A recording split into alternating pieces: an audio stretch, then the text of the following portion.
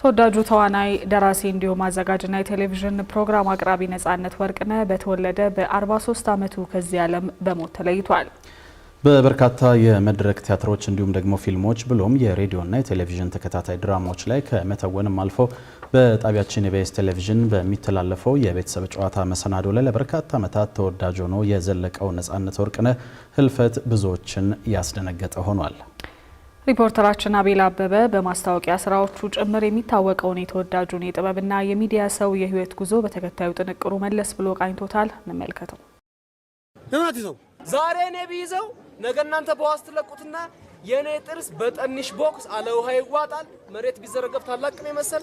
አዲስ አበባ ከሰፈሮችም ኡራኤል የዚህ ባለተሰጠው ሰው መፍለቂያ ሰፈር ነው። 1975 ላይ ይቺን ምድር ሲቀላቀል የህፃን አድጎ የብዙዎች የደስታና የሳቅ ምንጭ ይሆናል ብሎ የገመተ ስለመኖሩ ያጠራጥራል። ገና በእድሜው ማለዳ ላይ አያቱ እግር ስር ድክ ድክ እያለ ያደምጠው የነበረውን ትረካና ተረት ከቤተሰቦቹ ተደብቆ ማስመሰልን ስራዬ ብሎ የያዘው ነጻነት ይህ የትላንት ተግባሩ ለዛሬ ስሙ መሰረት እያስቀመጠ መሆኑን አስቦም ገምቶም አያውቅም ነበር። ሆኖም ያን የተጀመረው ይህ የድግግሞሽ ልምምድና የልጅነት የውስጥ ለውስጥ ፍቅር የዛሬውን ተወዳጅ የጥበብ ሰው እያዘጋጀ ነበር የቆየው። ስለዚህ አብዛኞቹን ተረቶች ሁለቴ ሶስቴ ሰምቻቸዋለሁ። ስንዝሮ ሲባል ስንዝሮ መሆን፣ ጅላጅሎቹ ሲሆኑ ጅላጅል ወንድሞቹን ለመሆን እነዛን ለመሆን ስሞክር ደስ ይለኝ ነበረ። እስከ 8ኛ ክፍል ድረስ አርቲስት መሆን ሀሳብ አልነበረኝም። በአያት ተረክታሽቶ በጥበብ ፍለጋ ውስጥ ተጉዞ የቀለም ትምህርት ቤት ደጅን ሲረግጥ ደግሞ በትምህርት መሃል ያሉ የእረፍትና የጨዋታ ጊዜዎችን ከቀደመው ይበልጥ የመጎልበቻ ጊዜው አደረጋቸው። እናም ክፍሎችን ቆጥሮ 7 ላይ ሲደርስ በራሱ ብዕር በልጅነት አእምሮ የተቀመመች የመጀመሪያ ድርሰት አሰናድቶ የሴት ገጸ ባህሪን ጭምር ወክሎ በተዋናይነት በአዘጋጅነትም ከተማሪዎች ፊት ተሰየመ።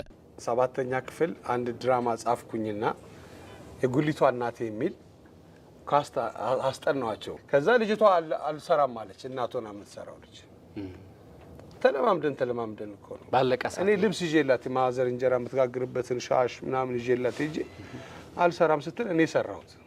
እንደ እናት ሆነ ሰራሁት።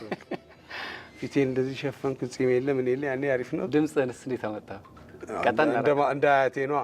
እንደ አያቴ ተቀምሰዋል ከእጅህ ተቀምሰዋል። በኋላ ገና 7ኛ ክፍል ተማሪ ሆኖ ይህንን ያደረገው ነጻነት ብዙም ሳይቆይ አንድ ክፍል ከፍ ሲል ነበር የመጀመሪያው ሙያዊ ወይንም ፕሮፌሽናል የሚባል መድረኩን መጫወት የጀመረው። ትወና ህይወቱ ኑሮውና ፍቅሩ ነበርና የ8ኛ ክፍል ተማሪው ነጻነት በመጀመሪያ ቲያትሩ ላይ ለመተወን ከኡራኤል ወደ መርካቶ በእግር ማቅናት